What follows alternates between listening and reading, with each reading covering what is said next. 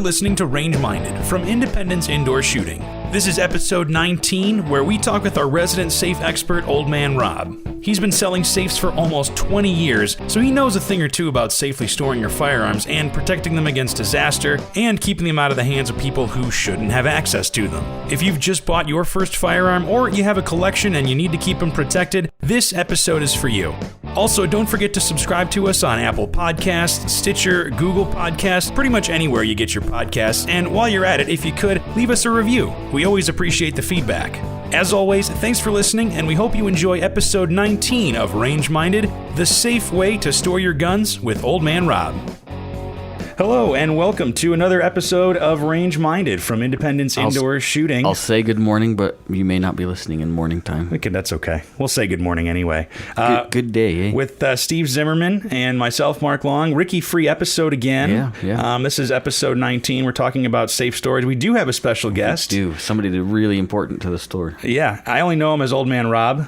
That's me. And that's what we'll go with. So, Old Man Rob here is our resident safe expert at Independence Indoor Shooting. So we're going to talk about something we've covered a little bit, but we need to go obviously in depth with. This is a bit of a millennial episode. It's the safe space today. It's the safe space. Nice pun. Very punny.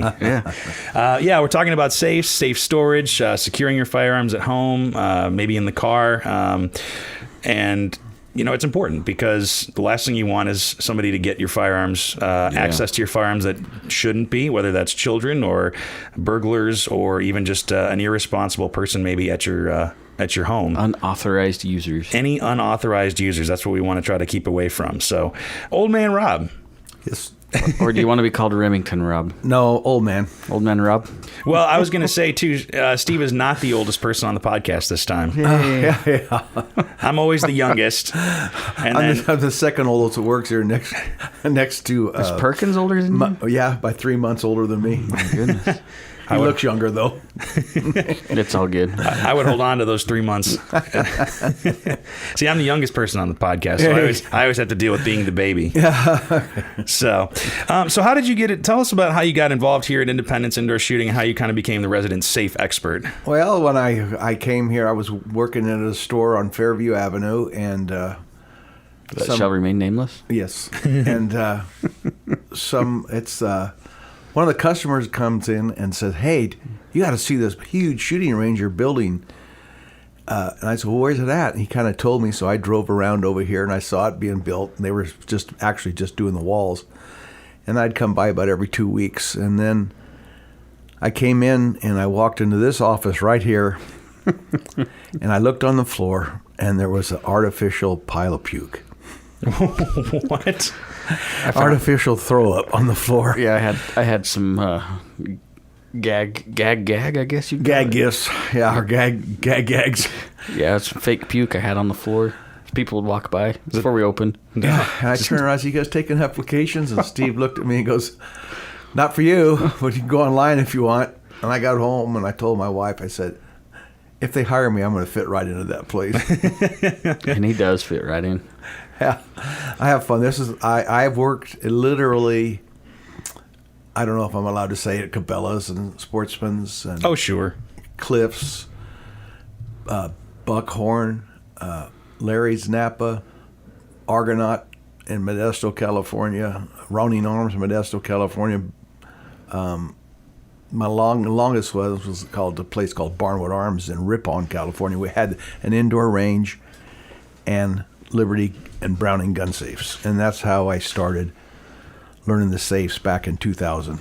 Okay, so you've been selling safes for almost 20 years, give or 18 take. 18 years, and the main player each time has always been Liberty. Okay, It was Liberty Browning, Liberty Fort Knox.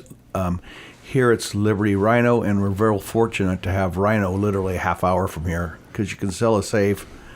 And we can hop in the truck and go get the safe and deliver it and make one big giant circle and be done. Yeah, that's got to be convenient because you're selling a product and dealing with a product that's not the most transport friendly. Oh, no. And people don't realize how I've delivered a lot of safes, and it's tough. You got to think things through before you move it, and they're heavy and they're unforgiving. Yeah, I mean, and if they're gonna go, they're gonna go. Yeah, unfortunately. Have you ever seen one? I'm sure you've seen one go the wrong way. Well, I'll tell you a little story. When I built a custom home in Ripon, California, beautiful home. My wife and I wanted to build this, and I was bringing it was Fort Knox, and I was bringing it's a big one. And I was bringing it from my house in Modesto to Ripon, and me and my buddy are trying to save $5 to do it. I got a ramp, and we're going to run up this ramp and get it. And I was going to be up on a 6-inch pedestal up off the floor that was carpeted. And we got up the ramp, and the safe tipped over and crashed through the wall in a brand new house we hadn't even moved in yet. Well, it's your house now. So I had to call the sheetrock guys out and have them do a patch-up job. So, man. And you didn't even swear. Not much. But it's safe, Steve and Ryan here do 99.9 of the safe moving in it. People don't realize it's tough. If it's a smaller safe, I try to talk to the customer. Hey, well, got a piece of cardboard and a blanket, put it in the back of your truck, save yourself some money, and go home and back in and unload it. But anything over 500 pounds, you're better to have them do it. So, good to know. Yeah, you don't want to end up having a safe go through a wall. Oh, yeah, it's happened to me. Oof. Brand new home. Second piece of furniture I moved in. I can't imagine what your wife said about that. Well, she was probably not happy. I told her at a real nice dinner that night what happened. So. Don't worry, I'm going to get it fixed. Well, the good point, we weren't living there yet, so they still got it, right, sheetrock gates done pretty quickly. Yeah. See, and then, that's the smart thing. You called the sheetrock guys and said, I'll fix it myself. It's fine. Yeah. Nobody will know the difference. So let's talk about, let's say you wanted to buy your first safe. Let's say maybe you have a small collection of guns, or even your first, like an AR and a hunting rifle or something like that, and you want to secure it. What do you look for in a safe? What do you look for to avoid in a safe? Size, all that kind of stuff. Let's say I just walked in and said, Old Man Rob, sell me a safe. Well, the first thing I do is I just kind of talk to them and try to treat them like a friend. And then I just start kind of asking them how many guns they have. Because the number one thing happens, 95% of the people 5 years down the road wish they'd have bought a bigger safe. That's the number one complaint, right? Yeah. And they get home and they start putting jewelry and silverware and baby pictures and cameras, and pretty soon there's no more room left for your guns.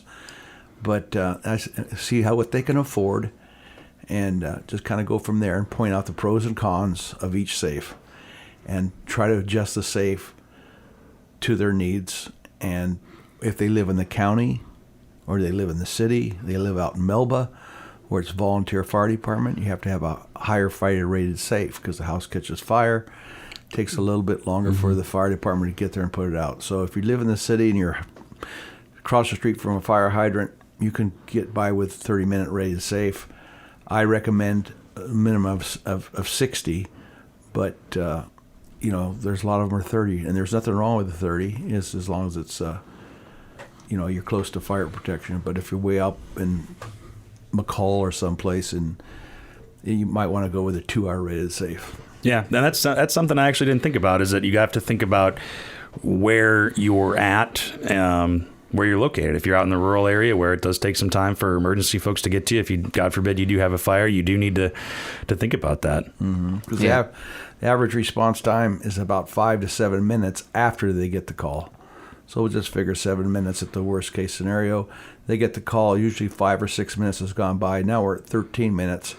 And now you only got 10 minutes left of a fire-rated safe. If you have a 30-minute safe, you only got 10 minutes left before the safe's going to get, to a dangerous temperature to wreck the goods. Your valuables. Well, because like you said, the possibility is that you can put way more than just guns in a safe too. Absolutely. Yeah, no, I sold a gal safe 2 days ago. Matter of fact, I think the one I just delivered yesterday. Yeah, she's a genealogist. There you go. And okay. She wanted it, and I just talked to her, and she wanted to order this other safe, and I said, you can go to Home or Lowe's or Home Depot and get little fire cabinet thing. Yeah, or you can just go get some particle board shelves and have shelves on both sides. You don't have gun racks in there, so. And you can store all kind of documents or that's what anything like that. That was her hobby. God bless her. That's what she actually liked bought to the safe that I was thinking about buying. do. Yeah, I tried to talk her out. I said, "This is Steve's safe." I don't think you tried.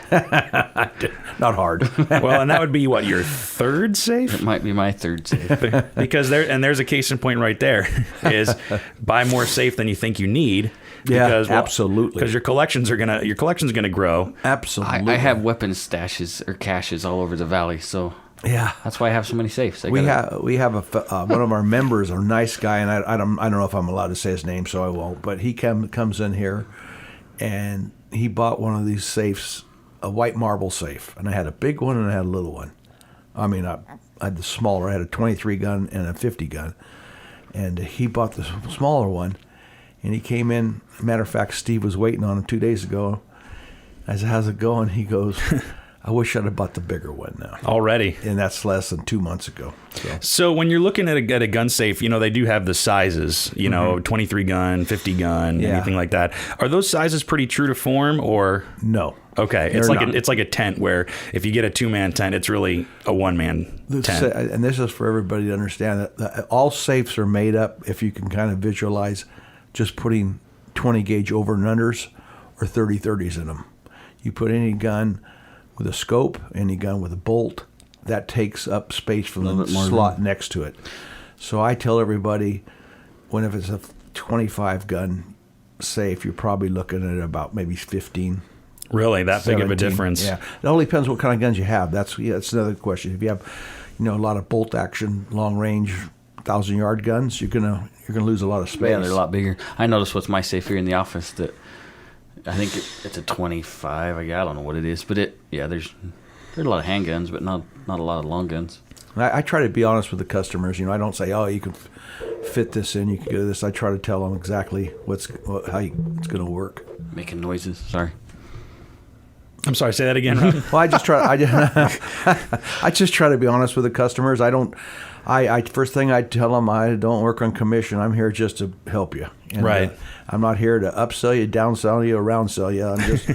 I'm just here to point out the facts and be honest with you. And I think that's why a lot of people like dealing with you, Rob, is because you're their friend. Yep. You're not the You don't mess around. the nosy salesman that's trying to sell you a used jalopy. Yeah, I don't. I try to upgrade them a little bit, but I also point that out immediately that I'm not trying to get something more out of you. I'm just trying to point this might be better for your needs. Right. Well, and that's the thing is your collection's pretty much always going to grow. So Right, and it will. Yeah.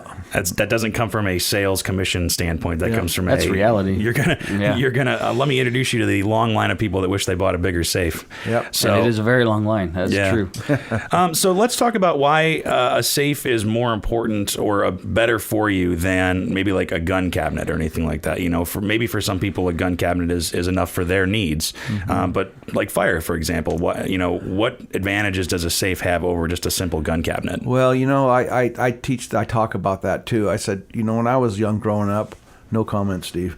When I was young growing up, man. Was fire even invented then? Rob invented fire. He has to go out in the back with 2 rocks. When I grew up, not necessarily me, although I did build a mahogany gun cabinet with glass in it in high school project, but I used to admire going over to somebody's house and they'd have this huge oak gun cabinet with lights in it and guns lined up. And I just look at the guns and how beautiful it is. But you know what? Those days are gone. They sure are. Yeah, society's changed so much you can't. Exactly. Whether it's, in the tragedies in our schools, just everything in our society's changed. And you just need to, those days of just being proud and people being honest are gone. And when people come in here and they say, "Well, I got 6 guns, but I don't have no kid," and I hear this a lot, but I don't have no kids at home. So what about theft? Especially if you're renting a place, they come in and rip you off. You're done. That's it. That's it. Mm-hmm. And you just lost all that money. I said, I know gun safes are expensive, but like right now, Liberty has interest-free financing, not 1 penny, which is a cool thing. But you're just protecting your investments. As we all know, guns, I love guns, and they're expensive, and you're just protecting your investment. That's all. Yeah. Right. Well, and a safe's going to do a better job of that than a cabinet, right? Absolutely. I love cabinets. I wish I could have a cabinet in my house. But it's also when I get in my car and my wife and I go to New York on a vacation, I don't have to worry about the house. If the house catches fire, somebody kicks in the back door and steals all my beloved guns, my inherited from my grandfather. Wow, yeah. They're gone. You know, and you know, if you When you leaving on vacation? the wagon train. But I just think it's peace of mind. When you leave the house, it's peace of mind. Absolutely. If you have a safe and you bolt it down or you have it, I say the big ones don't necessarily, but I recommend everybody bolt a safe down. But if it's peace of mind. They're not going to get into it. If the house catches fire, it's fire rated. The contents will be fine. It's just peace of mind. Definitely. It's an insurance policy, really, right? My father-in-law, or I should say my ex-father-in-law, which I still love very dearly, not so much his daughter, but that's another story. Hey, it's just honest, man. It's just honest. Yeah. He had a beautiful oak gun cabinet, and he still has it, and it's full of guns that don't work. They're guns, but the firing pins are broke. So he turns it on, and it looks beautiful. Right. If somebody breaks in his house, they're just getting a handful of nothing. So Diversionary. So he has the ambiance of the old fashioned, but he also has a gun safe. Right. So let's talk about let's say you bought a safe. Okay, now, and some of the safes can get pretty big. Like, Steve's got a pretty sizable safe in this office. Uh-huh. Where do you put it in your house? Where's a good place to put? Because I imagine depending on where you live in the country with humidity or just straight heat. I mean, it was 108 here yesterday, and my garage was it wasn't humid because it's not humid in the Treasure Valley ever. It's just hot. It's just hot, man. And, heat and going from hot to cold and all that can affect, guns, ammunition, all that kind of stuff. Now, I always get this word messed up. It's ambionic or ambionic temperature. When the temperature... Ambient temperature. Okay, here we go. Let me rephrase this. When you have your ambient temperature, that means when the temperature inside the safe is different than the temperature outside the safe will sweat. Okay. Yeah, whenever there's hot to cold, right, there's condensation. Right. And that's why you have to get a safe. When I sell a safe, I try to push them with some sort of dehumidifying rod. If not, because those cost more for the back plug-in. And I understand money's money, and I understand that exactly, no more than I do. But if I don't, then I sell them a pack that we sell out here, a dehumidifier pack. Like a little desiccant pack, only right. bigger. Yeah. You just put them in your safe, and they are blue when they're charged up, and when they get full of moisture, they turn reddish pink. Mm-hmm. Take it out, and you plug it in the wall overnight and put it back in your safe. That way your guns don't rust. Because even if... like you said, even just the temperature difference, even if it's not humid outside, right, it can still... The temperature difference, yeah. Right. I have a gun safe, and, I have one out in the garage and I have one in the house. And I know the one in the garage, next time my wife leaves town, it's going to be in the house. Steve doesn't know this yet, but we're going to move it. Guess I'm moving a safe. Hey, what are you doing later? And also you need to realize I had a home built by a track home builder out in Napa.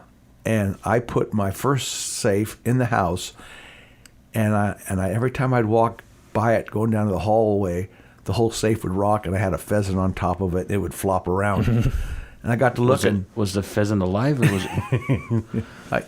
It was dinner for tomorrow night. But the floor was so weak there that the floor was really flexing, so I had to get underneath the house. And you want it to be the big boy safes. I mean, the 12, 14, 1,500 pound safe. You need to have them over some sort of support on the floor. And if not, get underneath the house, and you can go to Home Depot. This is why I tell customers too. You can go to Home Depot and get you one of those cement pier blocks that has a little redwood insert on top that people, when they build a home for the foundation, and then put that there and level it off, on the ground, and then measure how far it is from there, and put basically a brace going from the foundation to the cement block. Yeah, and that's something that probably a lot of people don't think about. Oh, no. I actually have a friend who his hobby is fish tanks, and he had a huge fish tank. And I mean, just like metal and guns, water gets pretty heavy. Yep. And so he actually had to go under his house, And yeah, You're just reinforcing the foundation. Yep, just reinforce that in the floorboards and all, because it can affect the floor. Because I mean, when you think about a home being built, and Steve, you can talk about this a bit, that really there's not a ton of weight consideration. I mean, just the floor is just for people to walk around on. Yeah, I know. I built my in-laws' house. I built them a beautiful, beautiful home, and my father-in-law's a collector, and I poured the foundation purposely to build pony walls to hold up his heavy safe. I'm not gonna say it's huge, but it's a large safe. It's a nice safe, and because we were able to go from the beginning, I built the home purpose built for that safe. The safe was in there before the house was done. Wow. Yeah, but that's something you have to consider. Yeah. I tell people that, people say, well, I'd love to have it in the house, but you get a contractor and you could do it, but you can do it for less than $25-$30. Support the foundation. Right, if you're DIY a little bit, yeah. It's kind of like the same thing. I just did this at my house because I just bought a home about a year ago, so I'm learning the joys of home ownership. Installing a ceiling fan, and going up into the attic and checking whether or not that there has to be a brace. Yeah, there has to be a box rated. Something to hold that fan up. You didn't sweat up there, did you? A little bit. A little bit. It was a little toasty warm with all that insulation. So I had to take the old light fixture box out and put a new one in and all that. And, it's just something you have to consider that you have to add to your home a little bit but in the garage, then that's no big deal because you're on a cement pad. Right. But, still that's going to be harder to bolt into. And that's why I like the garage deliveries the most. Well, yeah, and actually, as a fire perspective, and the fire departments can tell you, and if you call Rhino or Liberty and ask them their statistics, traditionally, safes stored in a garage along a wall are more safe when it comes to fire than the structural fire inside the house. Yeah, it doesn't fall down. Yeah, it's just, for some reason, exterior walls in the garage don't get as hot as the inside of the house. Interesting. I guess that makes sense, too, because you're kind of removed from everywhere else. And the most intense heat of the fire, I would imagine, would be inside the home where there's all that fuel, to feed that fire. So, I guess if you had to recommend whether a garage would be, or a safe would be in the garage or inside the home, which one would you recommend?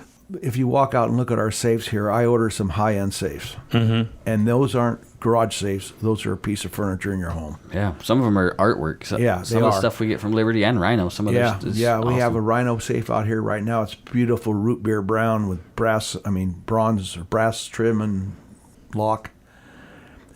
Or a big Liberty next to it in champagne beige gloss car finish, and it's beautiful. And the EPA also charges $250 to $300 more per safe now for a car finish. I call it a gloss finish. Really? Powder coat is probably your most, like this here on this safe, is your most. It's indestructible. But for in the home, like that Rhino out there and that Liberties out there that are just beautiful. They're a piece of work, and they're furniture in your house. So people really can, instead of getting but in addition to getting a practical safe, they can get one that really complements their home and absolutely. And almost like there's your point of pride right there. Instead of a mahogany cabinet with glass and all that, you can get a safe that in a beautiful color and beautiful finish. I've had not many, but maybe half a dozen people in the last 18 years. They're getting ready to build a safe, and the color schemes, and they want to order like a gloss burgundy or something for their room or something like that. So wow. So yeah, that's one thing I really like about Liberty's website is you can build exactly what you want. Yep. You can customize it. Yep. Have it shipped, and then Liberty's been around. I don't know if you guys know this, but I'm going to tell you a little secret. There was some boys in Utah started building safes in their shop. I think it was in Provo. And they started building these safes, and they called it Pro Steel. Well, Browning gobbled them up and said, now it's Browning Pro Steel. Well, one of the brothers, they started butting heads as they got bigger and bigger. So one of the brothers peeled off and started national security safes. And then that safe got bigger and bigger, and they hired relatives and stuff. And one of the relatives peeled off and started Liberty Safe. Oh, wow, okay. And Liberty just took off. I don't know why, because basically we get off the track here a little bit. I don't care what safe it is. I don't care if it's Liberty, Fort Knox, Rhino, Browning. They all have 4 grades of safe. They have their low end, medium, high, and high end. Okay. All of them do. And so the one brother, they butted heads, and he peeled off and started Liberty Safe. And then he got so big, he turned around and bought National Safe out from his brother. Oh, wow. So now Liberty owns National, too. Okay. I didn't know that. Yeah. I had no idea. Yep. So let's talk about the kind of those 4 different grades of safe, because I think that's important to consider. Obviously, you said there's kind of your low end, your entry level, and then your mid grade, and then your high end, and then your high end. Right. Can you kind of walk me through the differences? Okay. The smaller safes are usually smaller, and they don't have like light kits in them. They don't have dehumidifying setup. They're just basic entry level safes. Just a box at work. Mm-hmm. And then you come up to the next level, might be a little bit bigger, have a little fancier paint on it, a couple more shells, and a higher fire rating. And then you go to the next level, like the Lincoln out here, the Liberty Lincoln. Those are the number 1 selling safes in the United States, and the Liberty Lincoln. And they are 90-minute rated safes. So, and then after that, you go up to the 2-hour rated safe. So basically, it all has to do, the different grades of safe has to do with the gauge of the metal and the fire rating. Okay. And that's the 2 biggest costs. And powder coat versus paint, gauge of steel versus less gauge of steel, and lock. Sometimes locks. And I have people come in here and say, well, I can go to Costco and buy one of those for that. And well, that's great. You can. But you need to compare apples to apples. You can't compare a small little non-rated safe at Costco versus one of these beautiful Liberties or Rhinos, because you're not comparing apples to apples. I tell people, you're not buying a safe, you're buying an oven. Right. Oh, wow. Okay. Because the fire rating is different or non-existent, in a different safe. And then the thickness of the steel, right? Yeah, the gauges of the steel. And so let's talk about that for a minute, because obviously that helps insulate from like heat of a fire. And you could argue it's harder to break into or anything like that, because how do people try to break into safes? You know what? I've seen about 5 safes now over the years that people tried. The only one in 18 years that I saw that somebody successfully got in the safe, and it's kind of not comical, but the guy had a safe, a medium safe at his shop. So he had a medium Liberty safe at his shop. And the shop was out in the middle of nowhere. Okay. Somebody broke into the shop, and there's his torches and his saws and his sawzalls and all these blades. Yeah. And they just laid the safe over and cut it open. It might have taken them 4 hours, but the average thief doesn't carry sawzalls and settling tanks with him wherever he goes, So yeah, they broke into this shop out in the middle of nowhere. They didn't have to worry about neighbors watching. And they just cut it open and got the guns out. Yeah, and that speaks to kind of, we've talked about this in previous podcasts, is what your specific situation is. If you are out in the middle of nowhere, they've got all the time in the world. Right. If, like I live in a subdivision on a cul-de-sac, if somebody comes in there, my neighbors, who are both retired, thankfully, are going to notice. Right. And so that break-in is going to, would last minutes as opposed to hours. And that's one thing I think we can kind of bring up too, is that safes, if given enough time and enough wherewithal, like the story you just shared, it can happen. Yep. But it's, it's a big deterrent. 99.99% of the time, they're not going to get into it. I mean, you can get into a bank vault if you have enough time. Yeah, that's true, and enough equipment. Right. And that's something maybe to think about too, is that if you do have a safe in a garage, secure your tools as well. Right. That's a very good point. If you have a Sawzall or you have a drill, or something or like that. Or a long 4-foot pinch bar or something. Which Rhino sells toolboxes. Just saying. Really? Their toolboxes are. I was looking at those last night. They're amazingly cool. Yeah, I was getting ready to do another safe order last night, so I was trying to evaluate what sells and what doesn't sell versus the inventory we have on hand. And I was going through the Rhino book, and I did see those. Those are They're amazing. Pretty sweet. Yeah. Oh, they're not cheap, but those are pretty cool. Expensive, but they're awesome. Yeah, I'm looking at them here, and I mean that thing looks like it could take a beating.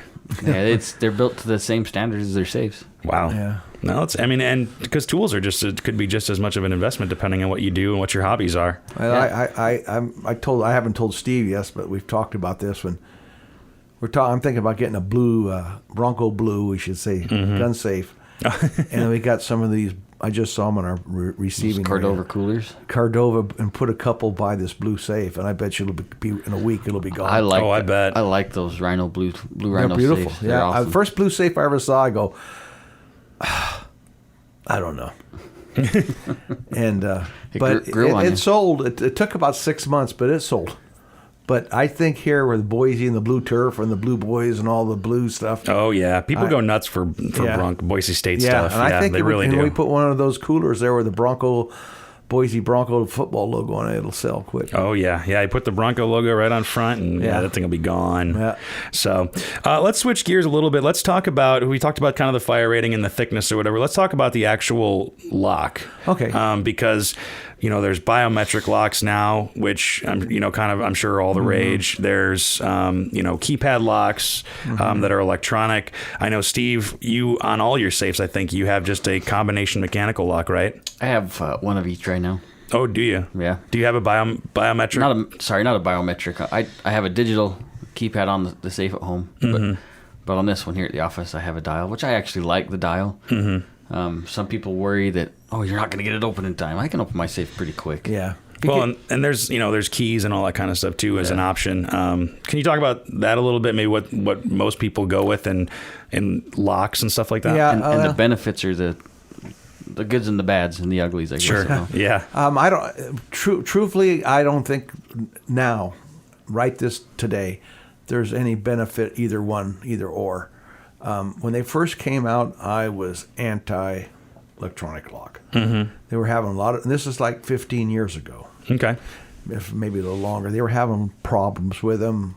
They would work for a couple months, and then battery would go dead, and they forget the password. The password. That's sure. right. And, get a lockout. That's always good. Cool. So they would forget that. But that being said, E-locks, whether it's Sergeant Greenleaf or Secure Ram, they've all come a long, long, long ways. And they just get better and better and better all the time. Right now, if I was to buy a safe, it would make me one bit of difference. But there's 4 grades of electronic locks too. Oh, really? So make sure you get the upper grade. Versus the lower grade. They're made by the same company, but it's like it's like anything else. Good, better, best type thing. Right. And so what are kind of the differences between the grades? It's just the E-locks are the higher end ones are just a little more refined, I should say, for lack of a better term. So just better electronics. Yeah, more reliability. But mechanical locks, like Steve just said, you get used to a mechanical lock, and you just automatic, and you get into them pretty quick. E-locks, I had a guy yesterday. He goes, "Well, I hate E-locks unless the battery goes dead." I was trying to sell a safe here. You can never get into it. And I said, all I do is change the battery. Oh, no. The battery goes dead. You got to take the safe for it. And I just grabbed the lock off the front of the safe and raised it up. And I go, "Here's the battery. How long will that take?" So yeah. That's kind of a misconception for some people. They think that you have to open the safe to change the battery. Well, then you would be locked out of your safe. And and I hear people could hack off the electronic lock and put electrodes on the 2 lines and put their black talk on it. And and then I had a fellow in the Air Force. He came in here yesterday, and I don't remember what it was because you hear a lot of things, but some kind of if a nuclear something, or they could EMP. Oh, yeah, there you go. Yeah, an electromagnetic pulse would shut down all your E-locks. So that's why he only has one mechanical. If you're going to get into a safe all the time, mechanical locks have a key on them. So you open it, and then you put a key in it, and it locks it. So you don't have to, say you owned a business, your jewelry store, and you bought a safe from us to keep jewelry and money in. You wouldn't have to go, left, right, left, right, like you have just keys to turn it in. And I have a lot of older people now who want e-locks, electronic lock, because they can't see the mechanical lock very good in the dark. The numbers don't show up that well. Huh? Sure, that makes sense. Yeah, so when they look at it, they can't see it. Honey, where's the flashlight? I gotta get the flashlight to see. So I've actually gone out now to one house and changed some older fella's mechanical lock to an e-lock. Oh, so you can change. You can absolutely. keep the safe, but if you wanted to change the lock mechanism, you can. When I order, I've never. This is the first place I've ever worked at that I've sold Liberties forever, but I order them. Where I used to work, they'd order so many with e-locks, so many without. I order everything mechanical lock, and I bring in e-locks, the high-end e-locks separate. Okay. And if somebody wants it, we'll just change it out for them. And it's not a terribly expensive upgrade either. No, it's about $150. No, that's not too bad, and when it's all said and done. So it's 6-1. To me, it's 6-1, half a dozen the other. I like them both. Sure. And let's talk about biometrics a lot, because that's kind of the new thing I'm sure you've seen coming out. Fingerprint or even RFID, like you can use a card or a bracelet. What are your kind of thoughts on those? I don't know a whole lot about that. I know I bought my wife a Liberty biometric lock, handgun box for the bed, and I know you put your thumb on it and it opens up in a half a second. Yeah. And I think it'll hold like 15 different fingerprints. Okay. So you could have your thumb and your finger, and kind of like a smartphone where you can have multiple fingerprints or whatever. You could be on it, your wife could be on it, and your mother-in-law, she could be on it. I don't know about my mother. I don't know about that. Shoot me. Yeah, we have these Vaultex out here, and I think they hold like 200 fingerprints or some ridiculous number. So you can put your fingers, left hand, right hand, your toes, your whatever. And your toes. You'll be able to get into that thing. Well, and that was kind of what I wanted to move over to is, they're safes, obviously, but then, there's more quick access stuff. Let's say you do have, or you do want to secure a handgun, for example, next to your bed or under your nightstand or something like that. What do you kind of look for in a lockbox like that in terms of quick access and everything? Well, there again, there's three different types. There's a key type, little round key, stick and turn it open. I tell everybody that's okay, but I would use a key as a backup. They have buttons on top, like 223 or 1234 or 57, whatever. That's pretty quick, and that's pretty problemless, so to speak.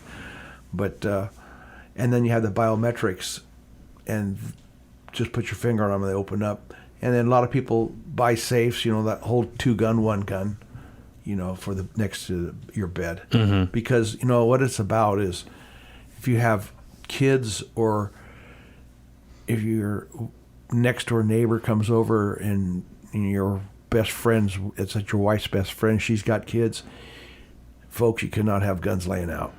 Yeah, and that's tragedy. It's just, I've seen two 10-year-old boys get killed by guns laying out. They go down the street to play Nintendo at their buddy's house and want to see my dad's gun, and boom.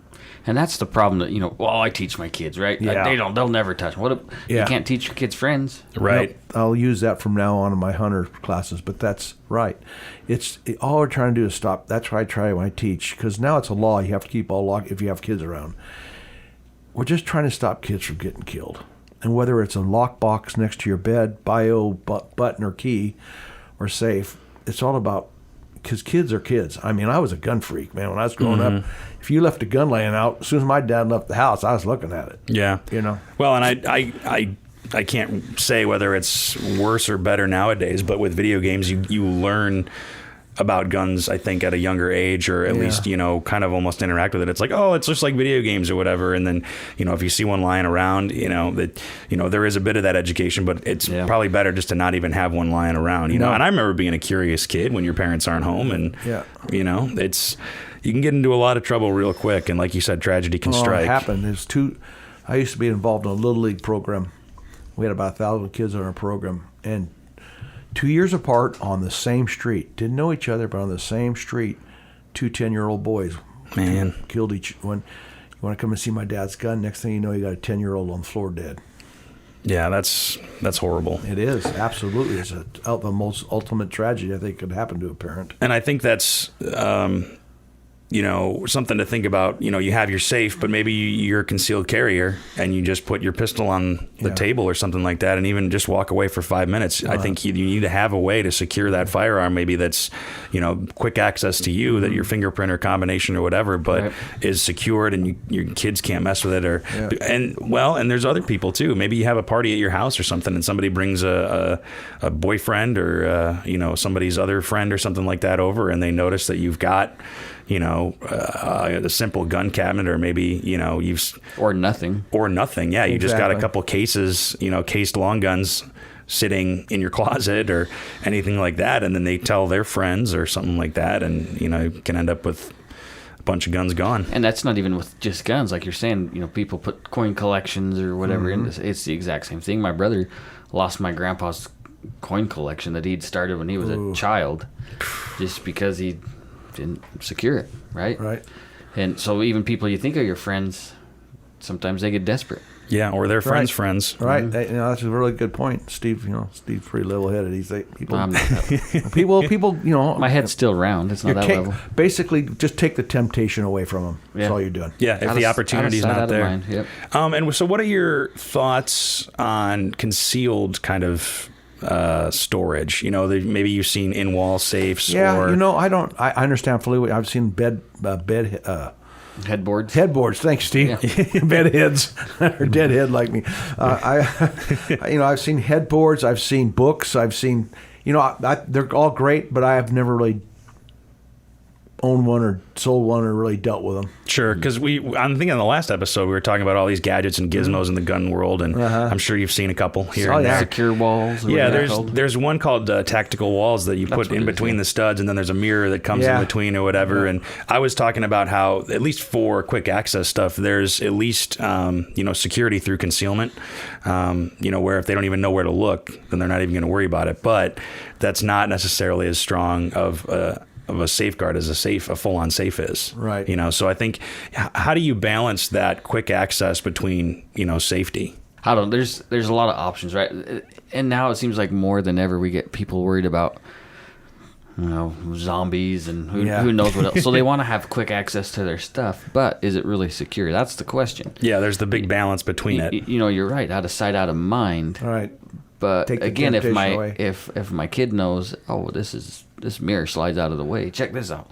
Look what my dad built. It's awesome. Check this out. And then, you're exactly. I had buddies growing up. They did the same thing. They had wooden panel walls that you pick up the coat rack and move it, and out slides a. And that's the problem, is that if it's cool, you want to show everybody how it works, and then it kind of defeats the purpose. Look what my dad built. You're a dad on a built one.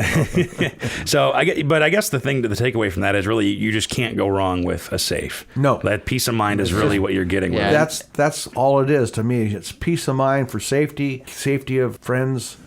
I tell people, if you ever have a fire, heaven forbid, it'd be a horrible thing. First thing you need to do is call a locksmith and get that safe opened up, and Liberty will pay for that too. Really? Mm-hmm. Why do you need a locksmith to come open that up as soon as? Because all the e-locks and all the mechanical locks are made of aluminum, and they melt instantly to shut down the safe, make it seal. Okay. And they melt. Okay. So a locksmith will come there and he'll drill it out and then hit the relockers and open the safe up and get it cooled off inside. Because that heat's going to be building inside that makes sense. Because all that fire protection soaked up all that heat. Okay.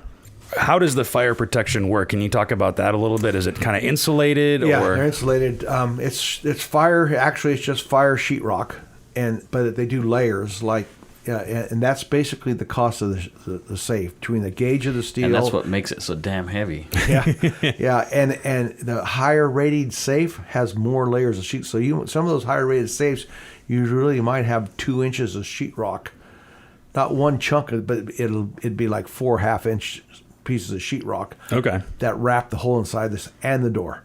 So that's basically the difference in the fire rating: the gauge of the metal and the how many more pieces of sheetrock. Now, there's another company called in Southern California. They pour cement between the two, but like Liberty and Rhino say that works, but the sheetrock does the same thing, and it's a lot lighter. So yeah. Well, and that's one of the benefits of having a safe too, is that it's, it is so damn heavy that somebody can't just walk off with it with a gun cabinet or anything like that. That's right. They're not going to, I tell people, unless, like I said that one time, it's the only time I ever heard of it in 18 years, you have a safe out in the middle of nowhere, and you leave extension cords, drills, and saws, and torches.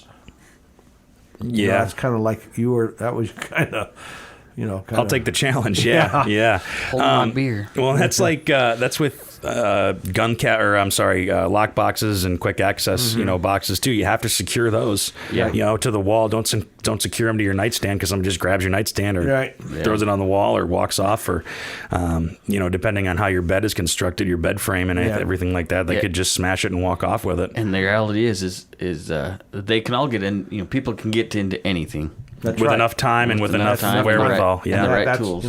That's exactly right. Like they get no bang bolt. So that's important. And let's talk about the storage in your car. Maybe you're going somewhere and you're carrying, and you have to, maybe you have to go to the post office, or you're going into your kid's school or something like that, and you can't carry. What do you recommend as safe storage in a vehicle? Well, the locks we sell, the hand vaults we sell here, they have a cable on them that can be taken from the house to your car. So you take the cable and you put it around the bracket that holds your seat. The frame. Yep. Okay. So you got the frame of you're sitting in your car, and it's bolted to the bottom of your car. That cable goes around that into the lock box, because they can't take the box. They got unbolt a seat to go with it. Okay. So that's just get any kind of... You could use the same lock box you have at home, if you want to go on a trip. And if you want to spend a lot more money, there's a company called, and not that they're outrageously expensive, but they're expensive. Is Black Rack is a local company here making... It's a device that basically clamps around the action of your either handgun, your shotgun, or your AR rifle, and it's what the police and the military use. They make military grade. Yeah, they're awesome. Yeah, I never thought of it. And it'd be awesome to have maybe Black Rat come in sometime and talk to Tom, but they're awesome, and they do make civilian versions that are very secure. And it covers up everything. So once that clamshell's around, say you have your AR, it clamshells around, so you can't get to the controls, you can't get to the pins to take the gun apart. Everything is completely sandwiched up. But the military and police versions use a biometric, a super high-end biometric that pops right open. Right. Get right to you. You can leave the magazine in the gun. Wow. And get right to it. So you could have an AR in a trunk or under your truck seats or something like that. Yeah, it's pretty cool. That is pretty cool. But they're expensive. Well, I bet. Yeah, I'm on their website, and it's trusted by professionals, and they have pretty much every law enforcement, military patch right here. Navy, Marine Corps. Yeah, and a friend of mine does a lot of their work, and it's pretty cool. Nice. There's a lot of different kind of things out there for a car, but, obviously you don't want to just throw your gun in your glove box or not a good idea. Throw your AR in your trunk or anything like that. So no, it's not. It's, Yeah. So I think we covered pretty much everything about safes, why you need one, what to look for in one. Come buy one from Old Man Rob. That's right. If you had to sell a safe in 5 minutes, what would be the words you'd say? Well, that's it. Listen to the podcast. He's going, that's the first time I've ever seen him speechless. I'm kind of a jabberjaw, so. It's still early, Rob. You've only had one cup of coffee. What was the question again? No. Steve interrupted me. No, if you had to sell a safe and the benefits of, not even Liberty, Browning, doesn't matter the brand. Right. If you just they're all quality companies, but they all have all their grades. Mm-hmm. But if you had to sell a safe to somebody in 5 minutes, just the benefits of having a safe and why you need a safe, what would you tell them? Peace of mind. That's it. You don't even need 5 minutes. Nope. I just say, Three words. Figure out your needs and where you live, and we'll go from there, because it's just peace of mind. That's why I tell these guys, like I hear all the time, well, I live in an apartment, I have no kids, but I have 10 guns. Hello? They're gone. So why not buy a safe and protect yourself. Well, not only that, we're living in a society where it's starting to get very litigious, right? And they're trying to get to where they would prosecute the person whose gun it was that may have been used in the crime. Right. And so... Well, I hate to say this, but I mean, you can delete this off. But in California, if you leave a gun out and somebody gets that gun and commits a crime with it, or a minor comes in your house, somebody 18 or under 18. I was thinking a guy with a pickaxe, but you go to jail. It's automatic 5 years in prison. Really? Yeah. It's California. I know. I'm just saying, though. Straws are legal in California. Know. Yeah, that's not allowed anymore. And we talked about with Steve's friend Chris, who we interviewed a couple episodes ago. There are safe storage requirements in Australia. He's from the land down under, and he said that they can, and the cops can come anytime in Australia and check your storage because you have to have it. And I think you have to have ammo stored in a safe as well. It's just a separate box. Inside a safe, inside the safe. Right, yeah. And a locking box inside your safe. And what do you recommend for storing ammo? Can obviously, ideally you store ammo in a separate place than your firearms. Yeah, that's what when I teach. I talk about that a lot in my classes. Years ago, everybody had the beautiful oak rack, and now you have to keep guns locked and the ammunition separate. When I was a kid growing up here again, we had the beautiful oak cabinets or a rack on the wall with a little drawer, and you would take the gun off the rack and open the drawer, and there'd be a box of 30-06 ammo there for that rifle. Right. And that's how kids get hurt. So that's all they're trying to do. They say store them in separate locations, but I personally override the state of Idaho and just say if you have a safe, and you and your wife have the combination, I think it's okay to have the guns on one side and ammunition on the other. Sure. Now, Liberty just came out with a safe called the ammo can. Yeah, it's built straight for storing ammunition. It's cool. We have one here. Yeah, it's built just for ammo. It's extra beefy. Oh, really? The shells, just so they won't. You can fill it full of lead and it's not going to bow. Mm-hmm. So that's because ammo gets heavy. If you have 1,000 rounds of anything, it's going to be heavy. Bend down and pick up one of these boxes of lead around here, man. So yeah, there goes the back. Yeah, there are some people I think who do have a serious collection and are serious shooters. They have a separate safe even for their ammunition and a separate safe for their firearms. So all I know is if I have a lot of collectible World War II stuff. And I would be devastated if I come home and got ripped off if I was just left them laying around. Mm-hmm. If for heaven forbid they had a torch or I don't know, but at least I tried. But just leaving stuff laying around is just asking for problems. 100%. And I think most gun owners are pretty responsible and pretty safe when it comes to that stuff. Even if they just have one handgun, they have a lockbox or something for it. Yeah. And I think that's a misconception too, is that not only, do you store the guns maybe that you use for practical shooting or home defense or whatever, but, guns can have a lot of sentimental value, Absolutely. And they can be passed down from generation to generation. They can be family heirlooms, much like jewelry or coins, any kind of collectibles. And to me, a lot of them are artwork. Right. Especially the older stuff, ones. It is. And they don't even have to have the fancy scroll work and just the mechanism itself is pretty amazing. How they thought things through, Yeah, some of them are pieces of history. Like you said, you got a lot of World War II surplus or collectibles and all that, and that can be, there's a lot of sentimental and historical value. And, some crackhead would take it and go down and sell it for a $3,000 pistol for $150. Yeah, they don't care. Yeah, they just don't care. They just want to fix. Yeah, and that's really the root of it. One of the roots of it is that, and keeping your kids and kids safe, because it's that's no joke. That's the number one priority. No child need to ever get hurt by a gun.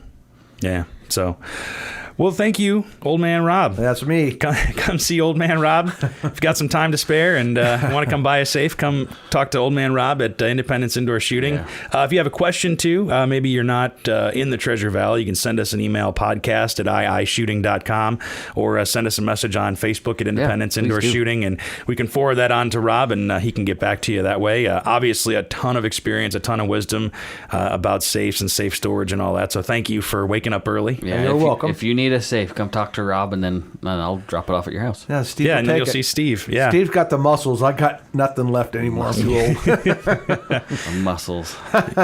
Yeah, next safe I get, I'm having Steve deliver it. Oh yeah. Yep, just drop it right there. Yeah. Thanks. Here's $5 for the trouble. Hey, I'll take it. So that'll buy me a Snickers bar. there you go. Well, yeah, I'll just tip you in candy. How about that? My dentist will like it. Yeah, right. So cool. Well, thank you very much. Thank you for listening, Thanks, and we'll talk to you next time. See you. Thanks for listening to Range Minded. If you've got a comment, question, idea for the show, or any feedback, send us an email to podcast@iishooting.com or send us a message on our Facebook page. Just search Independence Indoor Shooting. Again, thanks for listening to Range Minded. We'll see you next time.